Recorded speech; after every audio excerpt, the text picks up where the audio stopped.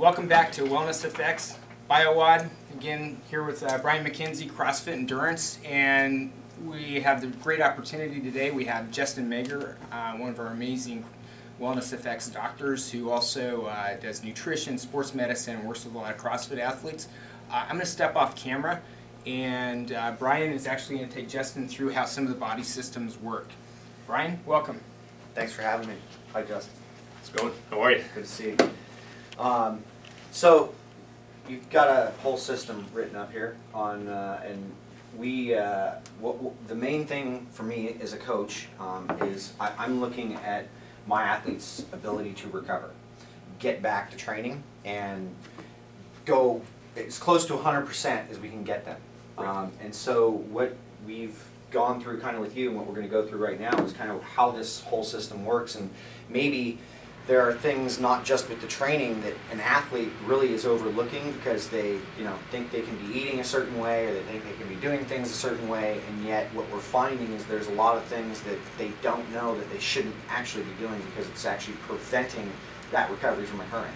Am I close to that? No, absolutely. I mean, and I think to add to that is that what we're looking at here is the margins. So when you're talking about high-end performance, which ultimately is what you're looking for and what the athletes are looking for from you, we're looking at the margins of getting, the difference between the 1% and 3% top end. So one of the problems that most athletes have, and as we talked about off camera and in other ways, is that for the most part people get away with things and it doesn't affect their performance. They don't see it, at least in the short term. So as they age or over time, or as their training volume's going up, then these little factors start to come into play. So when you look at this across the spectrum, why not focus on the factors that are going to differentiate somebody at that 1% to 3% on the margins the entire training level along. And so even when you're looking at sports like CrossFit that are coming up and they're kind of redefining what's possible over there, we got to start looking at this earlier on in the game so that we can get people further along and see really what the top level of human performance is all about. Yeah. So we throw up these kind of big buckets when we're looking at performance. You have to look at your building blocks because if you don't have the right vitamins and minerals and nutrient status, then you're not going to be able to perform the right functions and processes that are happening on a cellular level to perform the exercise, to recover from the exercise. So when we say building blocks, we're generally referring to your macronutrients and your minerals and all these things. Exactly, macronutrients, micronutrients, yep. Vitamins. And again, these where are you deficient, or where are you have all of this in place? Exactly, suboptimal. Deficiency, adequate, and optimal are three different conversations. Yes. And so you have to, we're not satisfied with adequate. We're satisfied with optimal. Yes. And so and so even now starting to look inroads into how these building blocks, how these levels are actually affecting gene expression, as opposed to just what's your vitamin D level, say, or what's your protein status. Yeah. Big system here we're going to focus in on in a minute here is fuel system. Yeah. So obviously you need fuel. Everything is costing energy, the body's a process. And so this right here alone can give a wealth of information to athletes to help them perform better by looking at how they're fueling. And then a little bit later we'll talk about operating system, mainly kind of hormones and gene expression. And then the adaptive stressor and recovery. That's your expertise, right? Yeah, right. So the fuel system, and we're looking at carbs, proteins, and fats, free, and how, what type of, traditionally what we've seen, especially with what I do, is with endurance athletes, is we've seen traditionally high carbohydrate diets. Right. We can even see a lot of that, or even within the CrossFit community, what we see is we see people eating a clean diet or eating, along the principles of paleo. Right? And then within the workout structure or training structure, it's like, I don't have to live by these principles, or I can toss these things out, and I can toss in the sugar, I can toss in the quick glycogen refuel, things like that. Where we don't typically have those things in our diet. And then we move to the protein.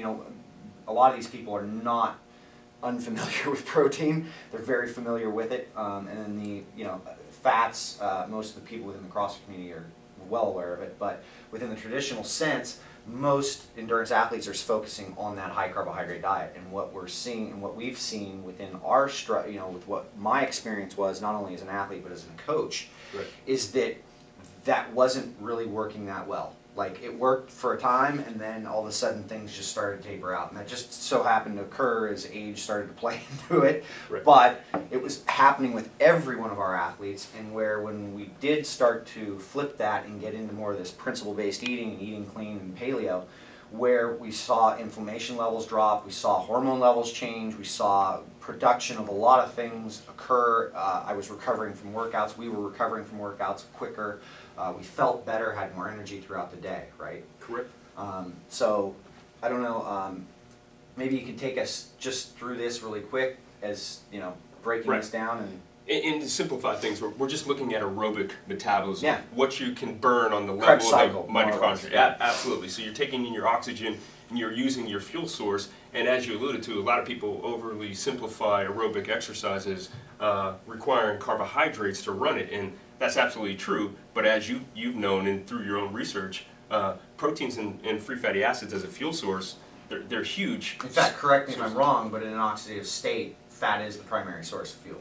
It is, because it's more efficient. You Right. get more energy. It's not efficiently produced as fast, Exactly. but you get overall longer energy, and that's part of the training response Yeah. that we're looking at.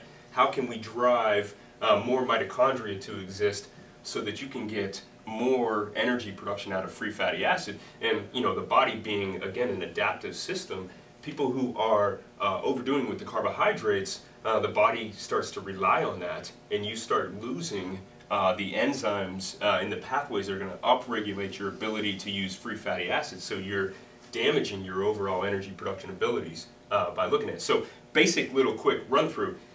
Carbohydrate, protein, fats, they're all fuels, and they all have a little bit different pathway down, but everything is going to turn into acetyl-CoA. And acetyl-CoA is this molecule where it drops into the mitochondria pretty easily and into the Krebs cycle to generate your ATP.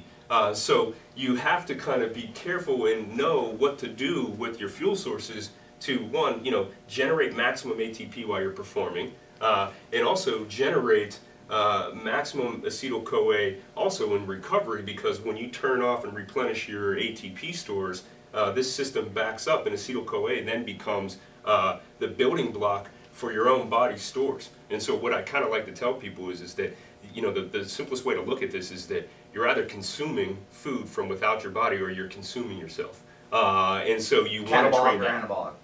Absolutely. So how how this acetyl-CoA becomes, and another problem with carbohydrates is that it ends up flooding acetyl-CoA and just kind of babying the body's energy production system. It disincentivizes the mitochondria to be abundant because it's so flush and rich with nutrients, whereas you start using some of these secondary fuels, it's a little bit slower process. There's a little less buildup of acetyl-CoA.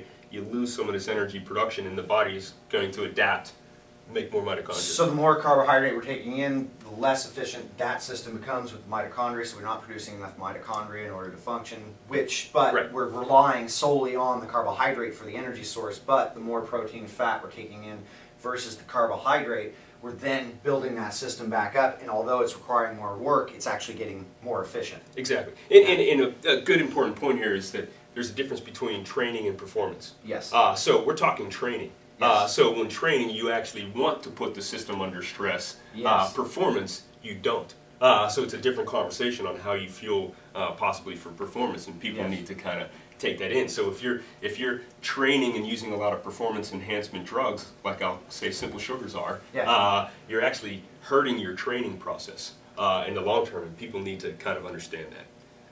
So next segment we're gonna talk about how this look at this from a genetic level with a master regulatory gene, PGC1 alpha. But Yeah. that's enough geeky science for now. Yeah, it's a pretty interesting process. Okay.